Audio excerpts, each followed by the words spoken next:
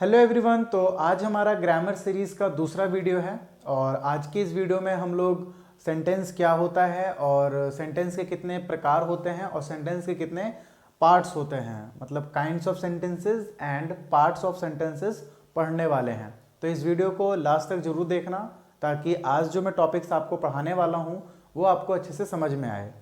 ठीक है, वीडियो को स्टार्ट करते हैं। तो सबसे पहले हमारे पास एक डेफिनेशन है सेंटेंस का, यानी सेंटेंस हम किसे कहते हैं, व्हाट इज सेंटेंस। तो यहाँ पे डेफिनेशन अगर आप देख रहे होगे तो a sentence is a group of words that makes a complete sense is called sentence.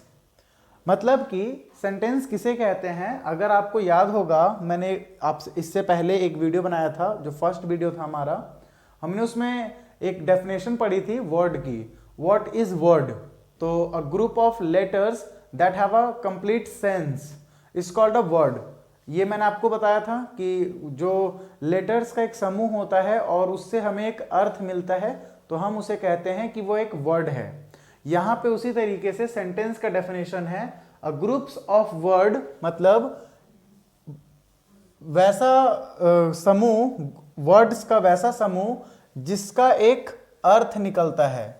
मतलब अगर आप एक एग्जाम्पल से समझो, जैसे मैं आपको बता दूं, मार्केट छोड़ो, यहां पे क्रिकेट, राम, प्ले।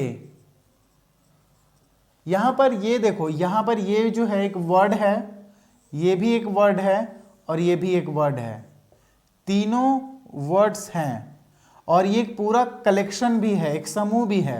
मतलब हमारा यहाँ पे पहला रूल सर्टिफाई कर रहा है कि वर्ड्स के समूह तो हैं, लेकिन क्या इसका कोई अर्थ निकल रहा है? नहीं। जब आप इसका अर्थ निकालोगे तो इसका अर्थ सही नहीं निकलेगा, हमें एक अर्थ सही नहीं मिलेगा, तो हम इसे सेंटेंस नहीं कह सकते हैं। यह एक सेंटेंस नहीं है। अब अगर आप दूसरा एक एग्जाम्पल देखो, Ram place cricket, Ram cricket खेलता है।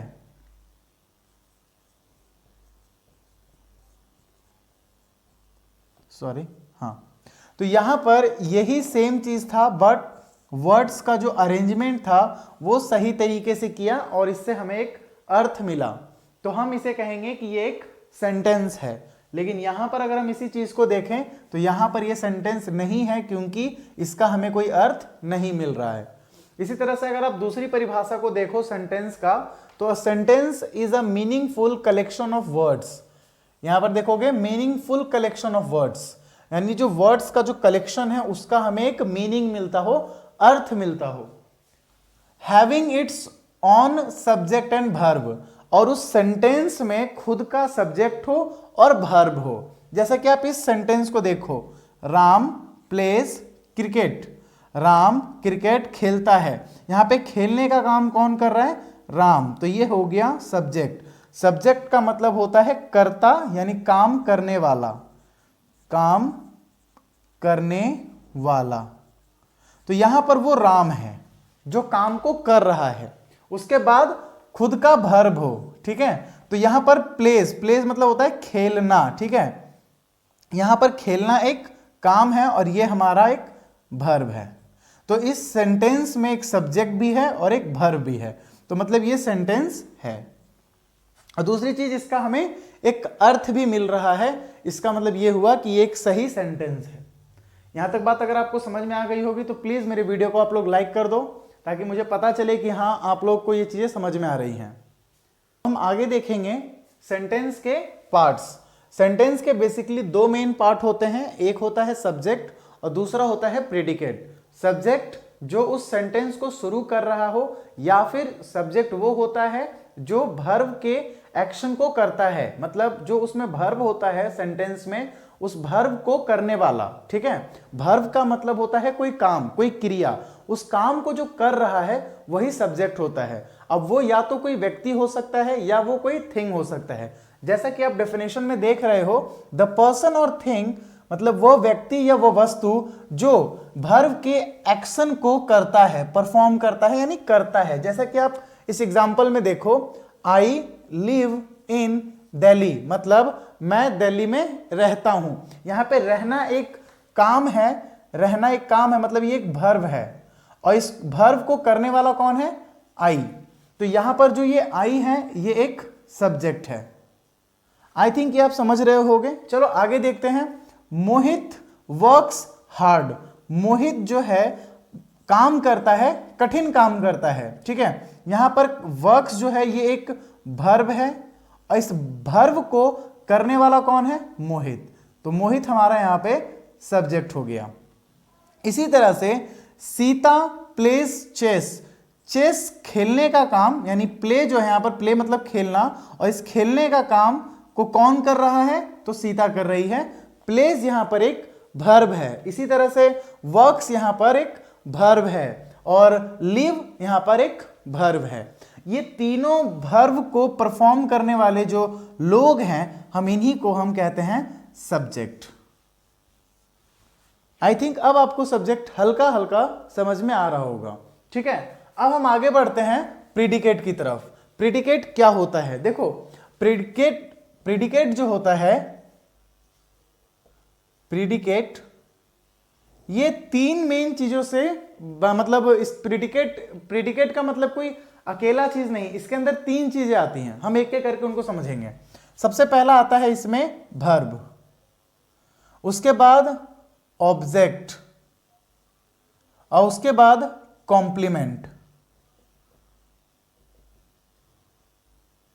किसी सेंटेंस में यह जरूरी नहीं है कि ये तीनों चीज रहे एज अ प्रीडिकेट। हाँ, सेंटेंस में सब्जेक्ट हो सकता है, वर्ब हो सकता है, ऑब्जेक्ट हो सकता है, वर्ब हो सकता है या कॉम्प्लीमेंट हो सकता है, लेकिन कोई ये जरूरी नहीं है कि उसमें वो तीनों चीज अवेलेबल हो। मेरी बात समझना। जैसे यहां पर आप ये सेंटेंस देखो, आई लिव इन दिल्ली, इसमें ये जो आपका आई है ये हो गया सब्जेक्ट, और लिव इन दिल्ली ये पूरा जो वाक्य है मतलब सॉरी पूरा जो क्लाउज है ये आपका हो गया प्रीडिकेट। ठीक है, तो यहां पर अगर आप इस वाले सेंटेंस को देखो, मोहित वर्क्स हार्ड, यहां पर ये जो चीज है ये वाला हिस्सा ये हो जाता है प्रीडिकेट, प्रीडिकेट, और ये जो हिस्सा है ये हमारा है सब्जेक्ट। इसी तरह से सीता यहां पे है सब्जेक्ट और ये सेंटेंस का ये वाला जो भाग है पूरा ये हमारा है प्रीडिकेट। यहां पर अगर आप प्रीडिकेट में देखो तो ये आपका वर्ब है और ये आपका ऑब्जेक्ट है, तो यहां पर कॉम्प्लीमेंट नहीं है। तो मैं यही आपको बताना चाह रहा हूं कि जरूरी नहीं है कि किसी सेंटेंस में ये तीनों चीज अवेलेबल हो। ठीक है, यहां पर हो सके वर्ब हो या ऑब्जेक्ट की जगह कॉम्प्लीमेंट हो सकता है या कॉम्प्लीमेंट की जगह ऑब्जेक्ट हो सकता है। इस वाले सेंटेंस में देखो, यहां पर ये आपका वर्ब है, ये भी आपका ऑब्जेक्ट है, सॉरी ये यहां पे कॉम्प्लीमेंट है ना कि ऑब्जेक्ट है, कॉम्प्लीमेंट है। ठीक है, तो इस तरह से प्रेडिकेट जो होता है ये तीन मेन चीजों से मिलकर बना हुआ होता है। बेसिकली सब्जेक्ट सेंटेंस जो होता है वो मेन दो भाग में बटा हुआ होता है। पहला होता है आपका सब्जेक्ट, दूसरा होता है आपका प्रेडिकेट। सेंटेंस कितने भाग में? तो दो भाग में, पहला सब्जेक्ट और दूसरा प्रेडिकेट। अब आपका जो प्रेडिकेट होता है इसमें तीन चीजें होती हैं, ऐसा नहीं कि तीन भाग में बटा हुआ है, नहीं, इसमें तीन चीजें होती हैं प्रेडिकेट में। एक होता है वर्ब, एक होता है ऑब्जेक्ट, एक होता है कॉम्प्लीमेंट। किसी भी सेंटेंस में जरूरी नहीं है कि ये तीनों चीज अवेलेबल हो। ठीक है, किसी में वर्ब प्लस ऑब्जेक्ट हो, किसी में वर्ब प्लस कॉम्प्लीमेंट हो, लेकिन वर्ब जरूर रहेगा। बिना वर्ब के और सब्जेक्ट के आपका सेंटेंस पूरा नहीं है, वो अधूरा है, वो सेंटेंस होगा ही नहीं।